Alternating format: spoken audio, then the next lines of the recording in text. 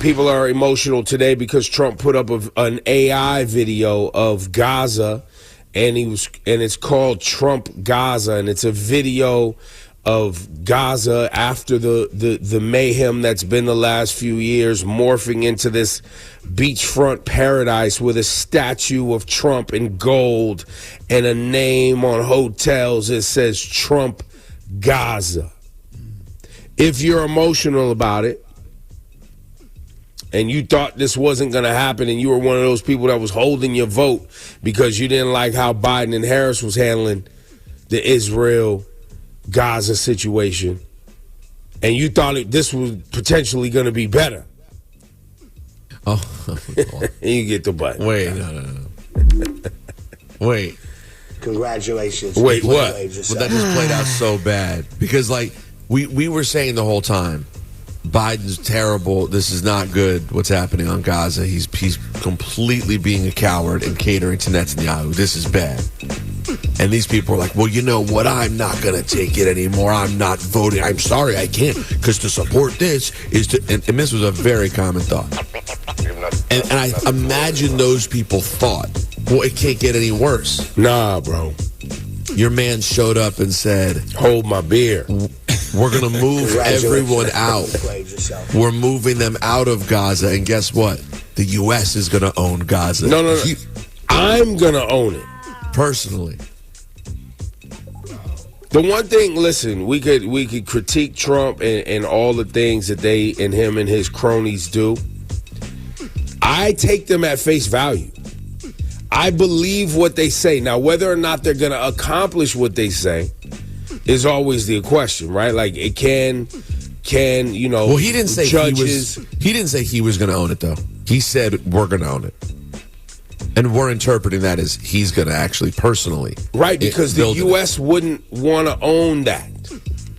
Think so. Technically, we already own Israel, or Israel owns us. One of the two, depending how you look at it. Right? Depending on what day of the bed you wake up on. But yeah, that's already there. So what is this other? So we're going to be responsible for rebuilding Gaza. It's an economic exercise, and he's not going to throw his name up. His son-in-law Jared Kushner's already been all up in there. Oh yeah. They've been openly talking about this plan for years.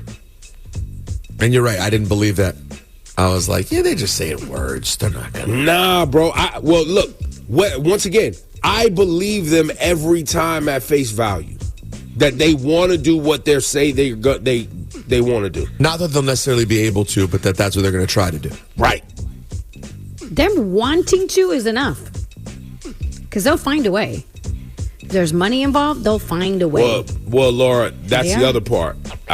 Sooner than later, I encourage everyone who can hear my voice right now to accept that this has always been and always will be about money. So figure out how you're going to play the game, Kendrick Lamar. Figure out how you're going to play the game, because it's all about money. And everybody who voted for Donald Trump, that's why they voted for him. Money, power for themselves and their communities. And there's somebody hearing my voice right now, but that's what everybody does. No, that's not what I do. I vote against my interests because I believe in the greater community and the greater hope and the social services that we provide to people who can't keep up with the game for whatever reason. That's what or the game has abused and thrown aside. That's what millions and millions of people do. Yeah. So, but that's not what's happening. That's not the spin cycle we're in right now. It is forward march. And if you're in the way, you're getting rolled over and put in some sort of encampment somewhere, and they're going to go get this money. Congratulations. But hit me with the button, because I am successfully being dizzied every day. Like that whole concept that everyone said they're going to dizzy you every day with so many things. They got you. By the end of the day, I'm like, wait, what? Well, and by the way, you know what's even crazier? You can't even pay attention to the fact that A judge yesterday, you know, all that federal funding they put on hold and all that. A judge yesterday dragged the Trump attorneys into court and was basically like, you're causing damage, more damage. You can't do this. And if you don't have proof of what you're doing is helping our government right now, you need to release these funds and pay these people that you've frozen their funds on. These contracts, all of that. So they lost the court case.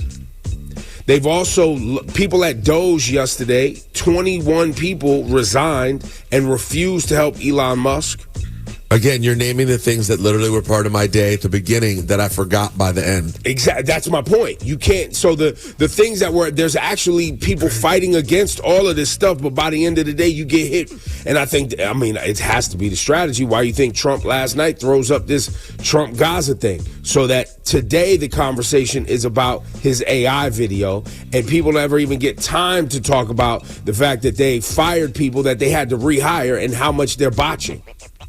Remember the whole email. Hey, tell us you got however many days to tell us what you do every day. Yeah. Send us the email thing. Yeah, the 5 things you accomplished last week. The 5, and then those people. Then people got an email saying don't send that. Then they got an email that said do send that. Then they got an email that said don't send that. Then the Trump White House came out and said, well, Elon Musk is not even in charge of Doge, just someone else. But the press secretary was like, we don't want to announce who that is right now. Oh, yeah, that was, speaking of which, another thing I forgot that happened yesterday. The press secretary announced that the White House press pool, whatever it's called, the White House press pool, they will no longer be determined by the group that has always done it for 110 years, that basically rotates different journalists. So every day they will decide who's going to get to ask questions to the president, right? It's done by a nonpartisan group that's existed for 110 years that makes sure. They said that we're not going to be listening to them anymore. We will decide who talks to the president. They're a part of the swamp. We need them out of here.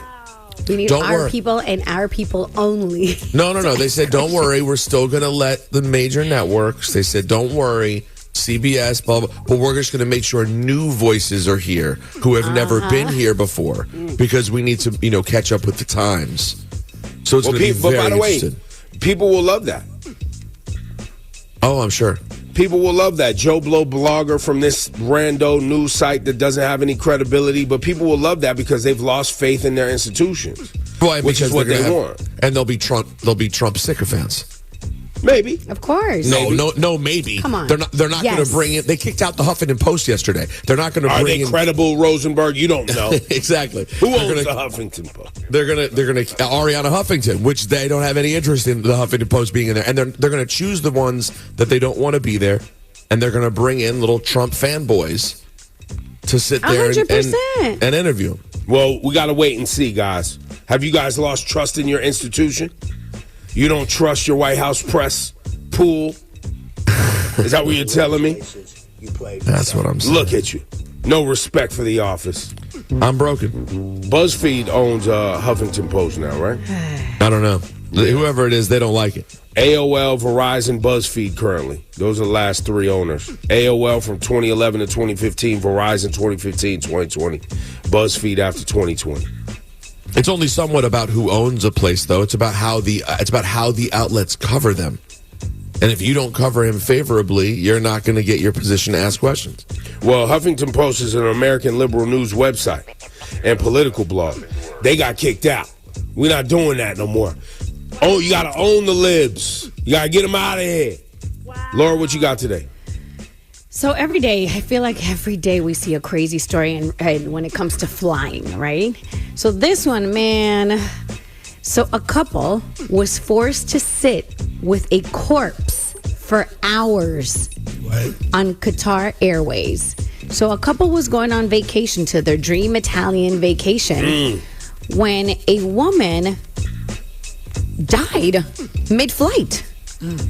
So they ended up putting the dead body next to them and just threw a blanket over her. What? So the wife was obviously everybody's freaking out. So somebody else was like, come sit next to me and move the wife away from the corpse. But the husband wasn't allowed to move away. The worst part about this is that there were other seats available where he could have got up and moved somewhere else, that's and rag. they See, that's forced raggedy. him That's to raggedy. sit That's raggedy. next to the corpse for hours. And then at the very end, when the plane landed, they're saying that they made everybody sit still until they removed her. But bro, they're saying they didn't even keep her covered, bro. So he had to see her the whole thing. Well, she You know how just had to. That's she was asleep. traumatizing as hell, bro. Nah, she was just Oh asleep. my God. Permanently. Oh my God. Bro, give the airline the button. Well, Forcing listen, someone to sit next to a corpse when there's available seats that he could have gone to. Yeah. No, that's a congrats for sure. Yeah. But let's be honest. If she died during the flight, You played yourself. you wasn't going to smell her. She hadn't started decaying yet. You got a few hours. You know what I'm saying? What you talking You got a about? few hours. Nobody couple wants of to sit hours? next to No, a I'm not corpse, saying that people Ebro. want to. I'm just saying they didn't really have a choice. Like, what else was they going to do? There was a choice. They should have allowed him to move, but the corpse would have still, or the dead person. It's not even a corpse yet. I don't think you turn into a corpse until you're like, all the way done. Dead body? I think that the body's still warm for a little while. We're getting very technical here. It's a lot. And at that point, the person's just permanently asleep. You know what I mean? So That's it's a right cute word. way of putting it, but no. Congratulations. You played yourself. Don't worry, honey. She's asleep.